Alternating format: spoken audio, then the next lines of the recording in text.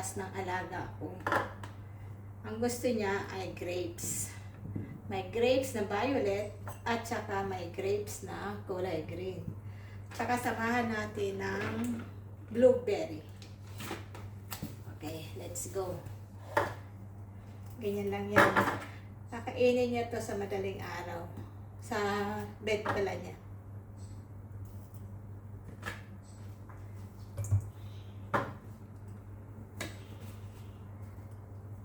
Ganyan lang yan.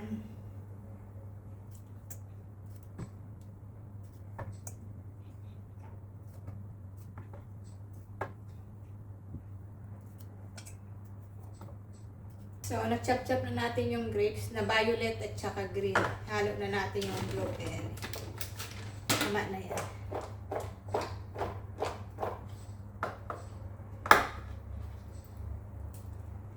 Samahan pa natin ng konti. Huwag na tayo magtipid kasi siya naman ang bumibili. Damihan na natin. Para mabilis maubos. Bibili ulit tayo. Kakahiya na. Pag mabilis maubos, maganda. Kasi bibili na naman.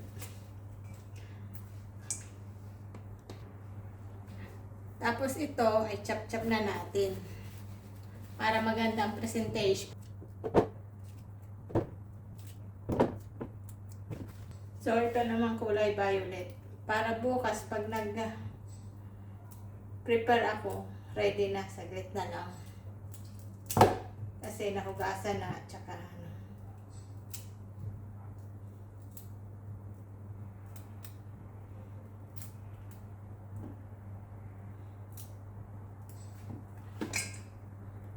So, ito na na-prepare na natin. Ang ganda tingnan. Tapos, may nakita ko sa YouTube, pang breakfast, yogurt na may mga anik-anik. So, meron tayong Greek yogurt dito.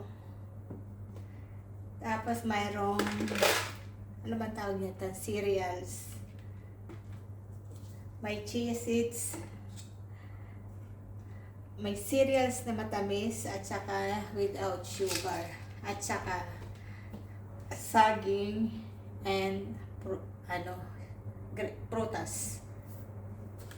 Ang sabi sa recipe, maglagay lang daw tayo ng kalahating tasa. Ubusin na natin to.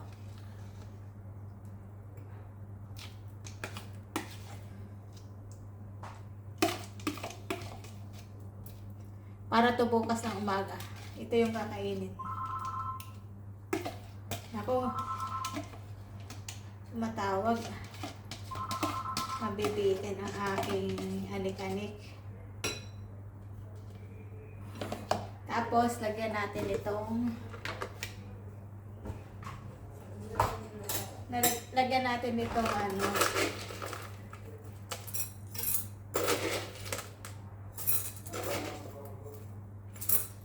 tsaka ito rin.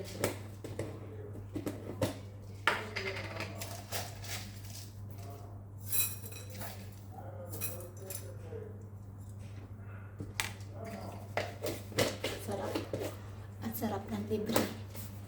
Ang sarap naman ng gastos.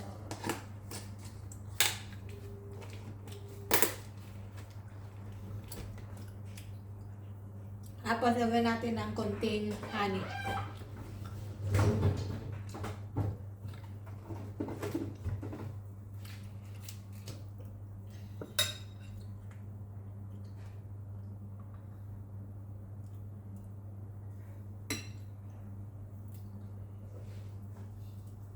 Daw. Haluin.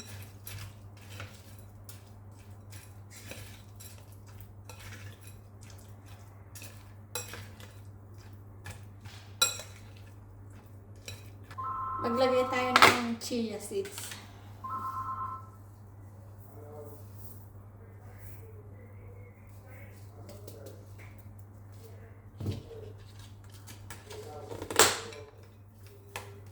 Haluin pa natin.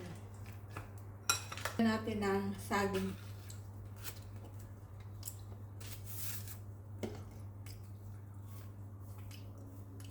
Lagyan natin ng saging.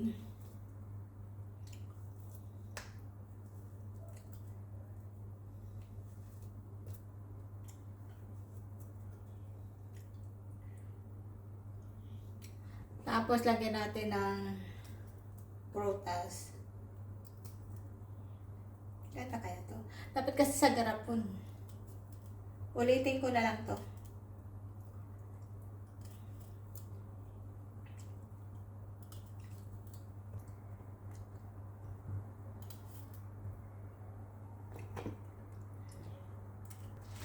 Tapos lagyan po natin ng konting ganito.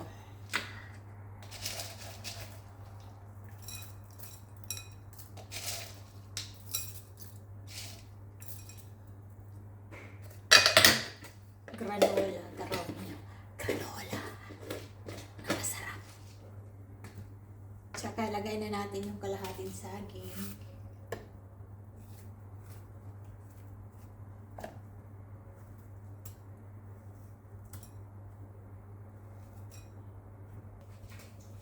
Cover na natin.